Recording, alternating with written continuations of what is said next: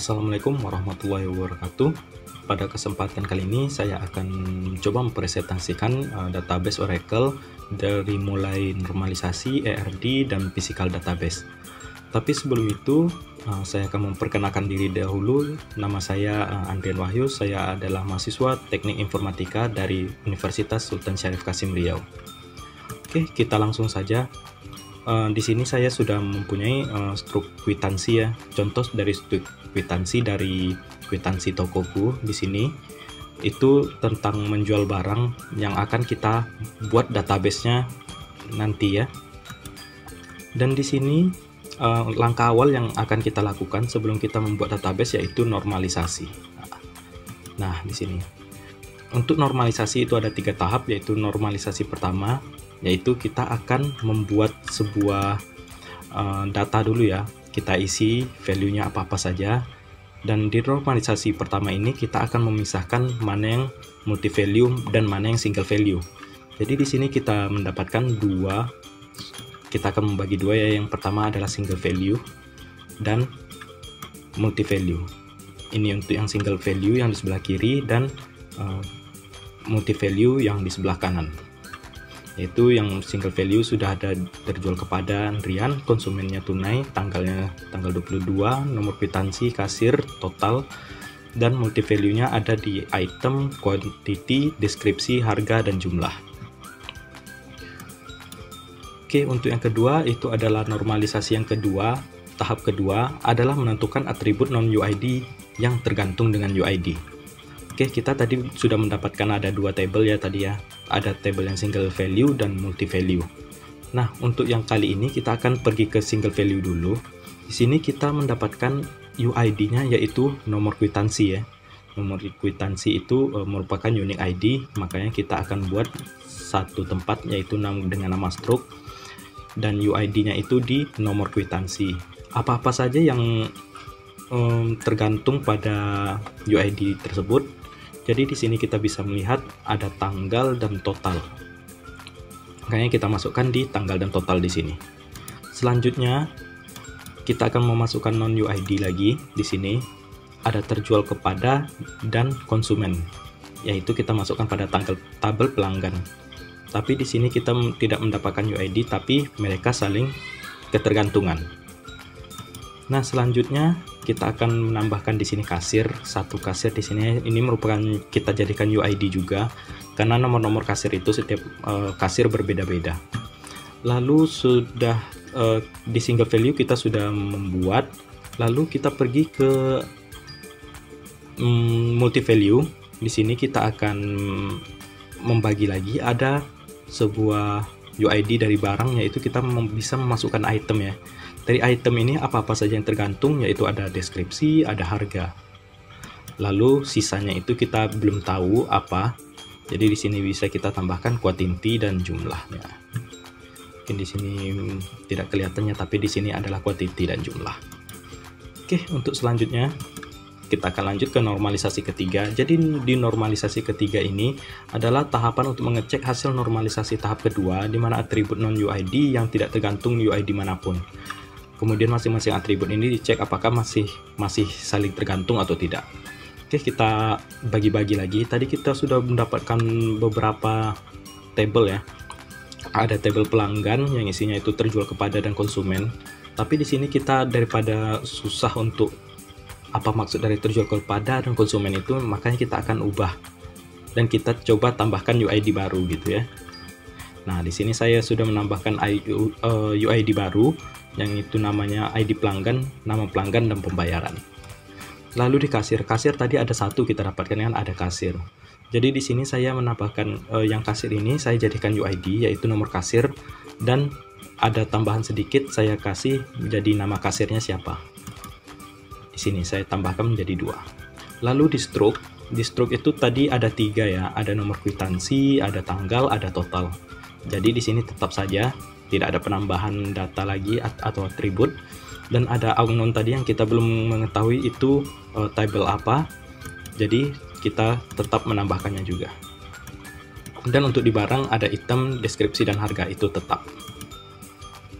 Nah, Jadi kita sudah dapat beberapa tabel di sini, ada pelanggan, ada kasir, struk, unknown, dan barang. Nah, setelah kita membuat normalisasi dari database ini, selanjutnya kita akan membuat desain dari UID ini. Bagaimana cara membuatnya? Kita lanjutkan slide-nya. Dan di sini aplikasi yang kita butuhkan untuk membuat IRD itu adalah data modeler yang ikonnya seperti ini ya. Oke, kita lanjut. Dan untuk membuat IRD itu seperti ini. Ya, kita ambil dari new entity di sini, kita akan membuat kotaknya. Kita anggap ini sebagai kotak. Lalu kita buat apa nama entity tersebut. Yang pertama saya akan membuat dengan nama pelanggan ya. Pelanggan, kita akan mengambil atributnya di sana. Lalu kita tambahkan atributnya apa-apa saja tadi yang pelanggan. Ya, ada ID pelanggan gitu kan. ID pelanggan. Oke. Lalu kita tambahkan lagi yaitu ada nama pelanggan. Oke. Sini kita buat nama pelanggan. Lalu setelah itu, setelah nama pelanggan kita ada tata cara pembayarannya ya, yaitu tunai atau non tunai. Kita apply. Oke, sudah kita buat satu. Lalu untuk tabel selanjutnya kita akan tambahkan lagi. Kita ambil new entity, kita tambahkan, yaitu kita bisa membuat struk untuk selanjutnya dengan atribut ya, seperti ada nomor kwitansi tadi ya. Nomor kwitansi. Oke, setelah nomor kwitansi di sini kita akan menambahkan tanggal dan setelah itu total. Nah, oke, kita apply dan kita oke. Selanjutnya kita akan membuat entity baru lagi. Di sini untuk entity namanya adalah kasir. Dengan atributnya ada nomor kasir. Kita buat dulu nomor kasir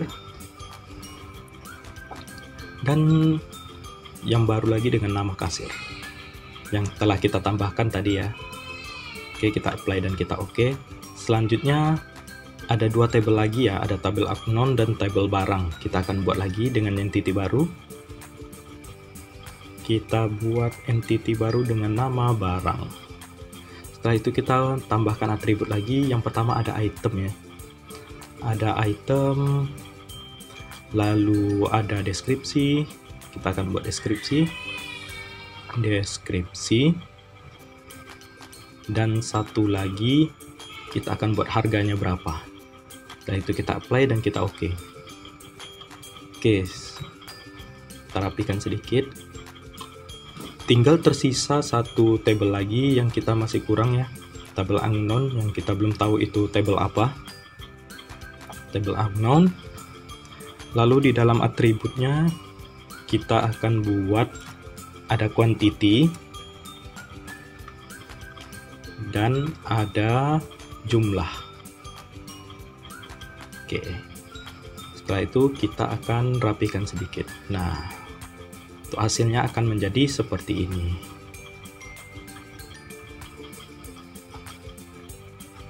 Mungkin kelihatannya masih simple ya. Oke, untuk selanjutnya kita akan membuat relasiannya, yaitu bagaimana relasi antara struk dan pelanggan. Jadi dari dalam struk itu pasti ada satu pelanggan gitu kan, tapi satu pelanggan itu bisa jadi ada atau banyak struk. Jadi bagaimana relasinya? Kita akan membuat seperti one to many. Oke, untuk relasinya itu kita buat menjadi one to many. Dan langsung saja kita buat di sini one to many. Oke, kita lihat dulu. Oke, nah hasilnya akan seperti itu. Lalu antara kasir dengan struk, yaitu satu kasir pasti memiliki banyak struk. Nah, ada juga tidak ya, tapi satu struk itu cuma memiliki satu kasir. Jadi untuk relasinya masih sama saja, kita pakai one to many. Lanjutkan dan oke. Untuk hasilnya akan menjadi seperti itu. Dan antara struk dan unknown masih belum ada ya. Struk ke barang. Satu struk pasti memiliki banyak barang. Tapi satu barang itu pasti juga banyak dan juga tidak ada gitu kan. Jadi untuk relasinya kita bisa menggunakan many to many. Oke, kita akan melihat many to many. Di sini kita akan menambahkan many to many. Nah, dari barang ke stroke itu many to many, dan kita lihat dulu bagaimana di mana bagian opsionalnya. Nah, oh, di sini salah memasukkannya. Bukan many to many yang itu, tapi yang many to many yang ini. Nah, kita coba apply, kita lihat. Oh, di sini masih salah. Dia terbalik ya. Untuk maybe-nya kita letak di bawah. Jadi target opsionalnya harus kita pindahkan. Kita hilangkan centang di sini, pindahkan centang di sini, dan apply dan oke. Nah, untuk hasilnya akan menjadi seperti ini. Dan kita lanjut lagi untuk pembuatannya. Di sini ada dua masalah ya. Di sini kita sudah terhubung dengan one to many, tapi di sini ada dua masalah lagi, yaitu tabel unknown kita belum tahu koneksi kemana, dan stroke ini ada many to many. Itu tidak boleh dan harus ditambahkan intersection di dalamnya. Nah, tapi di sini kita bisa menambahkan unknown ini di tengah-tengah ya, karena saling berhubungan dengan barang dan stroke barang. Jadi kita akan pindahkan, kita hapus dulu, dan unknown ini kita pindahkan ke tengah, dan kita akan buat one to many mengikuti seperti yang tadi ya, one to many dengan bar relationship. Di sini tidak ada maybe-nya, kita langsung saja, tidak ada opsional. Tapi di bawah kita ada opsional tadi ya, dengan garis putus-putus. Kita akan coba apply, oke. Nah, untuk hasilnya akan menjadi seperti ini, mengikuti bagaimana kita membuatnya tadi. Wah, dari many to many kita akan membuat jadi one to many, dan kita akan ganti namanya menjadi stroke campur barang. Jadi kita tambahkan saja stroke barang. Oke, untuk hasilnya akan menjadi seperti ini. Oke, untuk hasilnya akan menjadi seperti ini ya. Dari pelanggan, dari ID pelanggan yang menjadi UID-nya, nomor kwitansi jadi UID-nya, kasir menjadi nomor kasir UID-nya. Stroke barang di sini tidak ada UID ya, tapi dia akan mengambil UID dari stroke dan barang. Dan barang di sini UID-nya adalah item. Oke, kita lanjut. Kita lanjut kepada physical database, yaitu menentukan data tipe, length, optionality-nya, data tipenya. Oke, kita langsung saja. Di physical database itu kita mendapatkan beberapa tabel. Tadi ada tabel pelanggan, kita lihat di sini key tipe-nya itu primary key-nya terletak pada ID pelanggannya seperti yang kita bilang tadi. Optionality-nya kita not null semuanya, itu harus diisi semuanya. Data tipenya itu ada numerik, ada varchar dengan length-nya ada 16, 25, dan 10. Keterangannya yaitu ya ID pelanggan, nama pelanggan, dan cara membayarnya. Oke, langsung saja ke kasir. Ke kasir di sini kita ada dua ya. Ada nomor kasir dan nama kasir. Nomor kasir ini menjadi primary key-nya. Optionality-nya itu kita tidak ada optionality ya. Dia tetap harus diisi not null.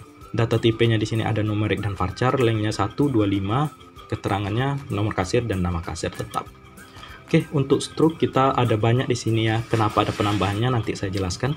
Di sini ada nomor kwitansi, tanggal, dan total untuk awalnya ya. Untuk total kita akan optionality dulu. Di sini kita boleh tidak mengisi total terlebih dahulu ya. Lalu di sini data tipenya ada numerik data dan varchar. Date itu maksudnya tanggal ya. Length-nya ada 5, di sini kita kosongkan karena format date itu biasanya sudah sama. Lalu di varchar ini ada 11 juga. Jadi keterangannya ada nomor kwitansi, tanggal, dan total harga. Nah, di sini kita tadi kan menggunakan one to many ya, dari pelanggan one to many ke stroke, dan kasir one to many ke stroke juga. Jadi di sini kita bisa menambahkan primary key-nya. Bukan primary key sih, tapi foreign key-nya. Di sini agak salah ya. Kita buat foreign key-nya di sini, tapi tidak termasuk primary key. Jadi yang ada di nomor kasir di sini, yang ada di kasir ini, UID-nya akan pindah ke sini untuk menjadi foreign key. Sama halnya seperti di pelanggan. Di pelanggan ini UID-nya ada ID pelanggan, dia terkoneksi kepada stroke, tapi menjadi foreign key. Nah, seperti itu. Untuk data tipenya kita harus samakan, yaitu numeriknya tetap 1, nomor kasir, dan numeriknya tetap 16 seperti di atas. Oke, selanjutnya kita ada tabel barang. Tabel barang di sini ada 3, ada item, ada deskripsi, ada harga. Yang item menjadi primary key-nya.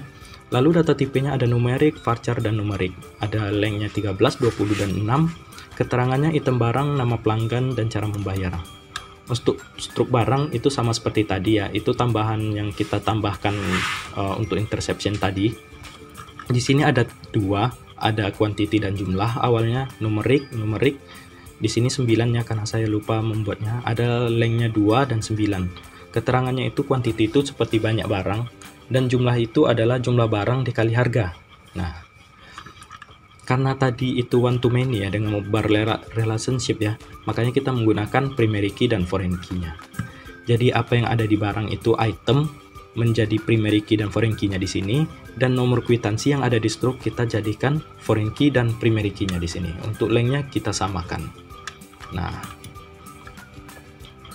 untuk membuat physical database itu seperti ini. Kita cari view, kita cari logical diagram notation, kita ambil information engineering ya.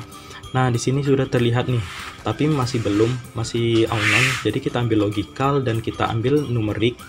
Di sini kita ikuti dengan data tipe tadi, ada berapa? Ada 16. Kita jadikan primary UID. Lalu nama pelanggan kita logical, kita cari varchar. Untuk varchar nama 25 ya. Oke, untuk di pembayaran kita logical, kita ambil lagi varchar. Itu sekitar kita sizekan 10 ya. Dan tunai dan non tunai kita masukkan ke mandatory. Nah, hasilnya akan menjadi seperti itu. Kita akan memasukkan semuanya lagi. Nomor kwitansi itu ke numerik ya. Nomor kwitansi kita cari numerik. Untuk varchar bisa juga sih. Varchar kita jadikan 5 ya. Lalu di tanggal itu menggunakan date, kita mandatorikan, dan total primary key belum tadi ya. Logical kita jadikan numerik. Kira-kira total itu membutuhkan size-nya 11. Oke, kita lanjut lagi. Kita turunkan sedikit. Nah, kita ambil yang kasir. Di kasir ini kita ambil logicalnya numerik. Precision-nya tetap 1. Karena kita anggapan saja ada 9 kasir ya, kita jadikan primary, logical, kita jadikan nama kasirnya varchar. Kita sizekan 25. Nah, seperti itu. Lalu mandatorikan apply dan oke. Nah, selesai. Selanjutnya untuk struktur barang kita panjangkan sedikit biar jelas ya. Untuk item, untuk di barang kita jadikan dia numerik di sini. Untuk numerik dan varchar itu boleh ya. Dan precisionnya 13, kita primary UID kan. Untuk deskripsi kita cari varchar 25 mungkin, atau 20 juga boleh. Lalu untuk di harga kita menggunakan numerik. Salah buat, bukan di sana ya, kita buat dulu harga nanti ya. Kita numerikkan jadi precision 6, lalu harganya kita ganti nama, ini salah tadi ya, namanya sudah bagus tadi, harga. Oke, kita mandatorikan, kita apply. Nah, oke. Hasilnya akan menjadi seperti ini. Lalu tinggal satu tabel lagi yang belum kita buat, yaitu di di struktur barang. Sini sudah, kita lihat dulu mandatory. Oke, sudah ya. Lalu di struktur barang kita gunakan logical, quantity-nya numerik. Biasanya butuh 2 saja ya. Lalu untuk jumlah kita ambil lagi logical, lalu numerik lagi. Kita buat precisionnya menjadi 9 saja. Oke. Nah, untuk hasilnya akan menjadi seperti ini. Lalu langkah yang selanjutnya kita akan buat yaitu bagaimana sintak SQL-nya ya, supaya untuk memudahkan kita untuk membuat database-nya kita tidak perlu mengetik lagi di SQL command line. Di sini adalah untuk mulai membuat SQL untuk create, alter, insert, dan select. Oke, untuk pelanggan kita lihat seperti ini ya, ada 3 atribut tadi. Jadi kita untuk formatnya seperti ini saja. Dari create, tabelnya nama apa, pelanggan. Ada ID pelanggan dengan numeriknya 16, ada nama pelanggan dengan varchar 25, constraint. Ini constraintnya kita buat berdasarkan kita pelanggan ini kita akan menyingkatkannya. Seperti pelanggan kita akan buat menjadi PLN, baru kita buat strip nama, kita buat underscore NN untuk not null. Begitu seterusnya, ada pembayaran dengan varcharnya ada 10. Lalu kita buat constraint-nya, lalu kita tentukan di sini primary key-nya adalah ID pelanggan using index enable dan oke. Lalu untuk kasir seperti itu juga ya, ada create table kasir, ada nomor kasir, nama kasir, kita masukkan numerik berapa dan varchar berapa. Constraint-nya primary key-nya adalah nomor kasir seperti itu. Lalu ada struct di sini, dari struct ini kita masukkan semuanya ya, apa yang ada terlihat di sini kita masukkan semuanya. Seperti ada nomor kwitansi, ada tanggal, total, nomor kasir pun kita masukkan di sini, dan ID pelanggan. Lalu kita tentukan primary key-nya apa, yaitu nomor kwitansi, dan using index enable. Nah, untuk menggabungkan dari nomor kasir dan ID pelanggan yang ada di table pelanggan dan table kasir ini, kita menggunakan perintah ini untuk foreign key table struct, yaitu alter table struct add constraint stk nomor kasir fk. Ini kita bisa buat sendiri, foreign key-nya adalah nomor kasir. Referensinya dari mana? Dari kasir, nomor kasir gitu. Lalu kita akan menghubungkan dengan alter table lagi dari struct ini, table struct, kita tambahkan constraint-nya, kita bisa buat terserah. Tapi di sini saya stk-nya saya buat struct itu ya, singkatan dari struct, dan ID pelanggan foreign key gitu. Foreign key-nya dari ID pelanggan ini, yaitu referensinya dari pelanggan yang sudah kita buat table pelanggan yang sebelumnya, yaitu dari ID pelanggannya, atribut dari ID pelanggan seperti itu. Selanjutnya ada barang. Dari barang di sini ada 3 ya, ada item, ada deskripsi, ada barang. Kita jadikan item sebagai primary key-nya. Lalu kita hubungkan lagi. Di sini kita terlewat ya. Ada struct barang, itu kita buat semuanya. Ada quantity, ada jumlah, ada nomor kwitansi dan item.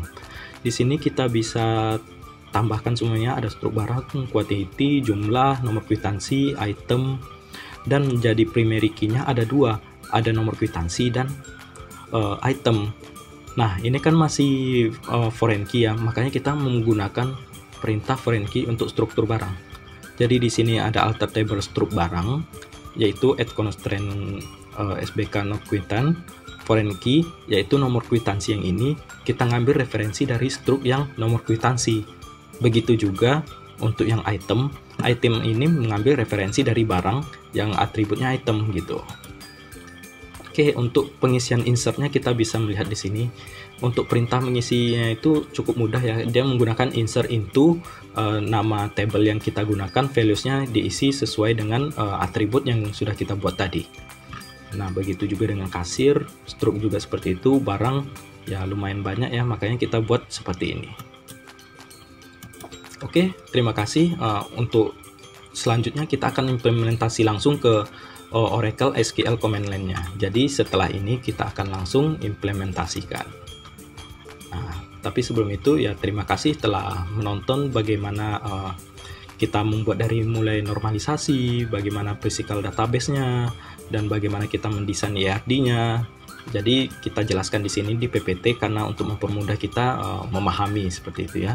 Dan jika ada pertanyaan silahkan ditanyakan, dan terima kasih. Kita akan lanjutkan ke implementasi di Oracle SQL Command. Assalamualaikum warahmatullahi wabarakatuh. Kita kembali lagi. Kita akan melanjutkan bagaimana membuat implementasi database di SQL Command Line. Setelah kita membuat normalisasi, physical database, dan kita sudah membuat desain ERD-nya, selanjutnya kita akan implementasi secara langsung bagaimana cara pembuatan database itu sendiri. Nah, kita di sini langsung saja ya, kita buka SQL-nya, SQL command line-nya. Di sini kita bisa perbesar atau perkecil ya, tapi kita akan seperti ini saja. Langkah pertamanya kita akan membuat spool dulu ya. Untuk bagaimana kita akan melihat hasilnya, itu kita buat D, kita masukkan namanya UAS SBD dengan nama saya Andrian, kelas dari 4C tahun 2020 TXT. Nah, di sini untuk langkah pertama kita akan connect dulu ya. Connect sebagai sistem sysdba, username-nya sistem dengan passwordnya tetap kosong. Dah connect. Nah, langkah pertama yang kita lakukan adalah kita akan membuat user dahulu. Di sini create user dengan nama UAS ya, UAS SBD Andrian 4C 2020. UAS SBD Andrian 4C 2020. Sini kita buat identified by itu adalah passwordnya, kita buat Andrian saja. Oke, create-nya sudah kita tercreate-kan. Lalu kita akan memberikan privilege di sini ya. Kita buat all dulu ya. Untuk hak aksesnya, grant all privileges to UAS SBD Andrian 4C 2020. Nah, langkah selanjutnya kita harus connect sebagai usernya. Connect UAS SBD Andrian 4C 2020 dengan passwordnya Andrian. Nah, kita sudah connect sebagai user di sini ya, UAS SBD Andrian. Langkah pertama yang kita akan masukkan yaitu kita akan membuat database-nya. Di sini kita sudah buat table database-nya yaitu berupa struk ya. Di sini sudah saya buat. Ini ada table pelanggan yang sudah kita buat tadi, tapi saya masukkan di sini dalam satu folder. Di sini ada table pelanggan, ada table kasir, ada table struk, lalu ada struk dan table barang. Dan di sini ada struk barang yang telah kita buat tadi, dan sekaligus dengan alter table yang sudah kita jelaskan di PPT sebelumnya. Lalu kita langsung masukkan saja ya. Kita sudah letakkan di D dengan nama struk.sql. Kita jalankan. Nah, ini tandanya sudah berjalan ya. Lalu langkah selanjutnya kita akan insert data-data yang sudah kita masukkan tadi ke table yang sudah kita buatkan. Di sini saya sudah membuatnya insert struk di sini ya, untuk mengisi dari data table ini. Dari tabel pelanggan ada tabel kasir, tabel struk, dan tabel barang. Oke, kita langsung saja. Caranya sama seperti tadi, yaitu dimana kita simpan di D dan kita masukkan insert struk ya. Tapi di sini kita ataskan saja, kita tambahkan insert di sini. Nah, kita enter dan sudah terbuat. Untuk melihatnya kita bisa menggunakan select ya. Select bintang from ya, table, ada table pelanggan gitu ya. Titik komanya lupa. Nah, seperti ini. Ada table pelanggan, ada table apa lagi ya? Ada struk. Lalu ada barang. Nah, untuk barang-barangnya seperti itu ya. Dan ada kasir.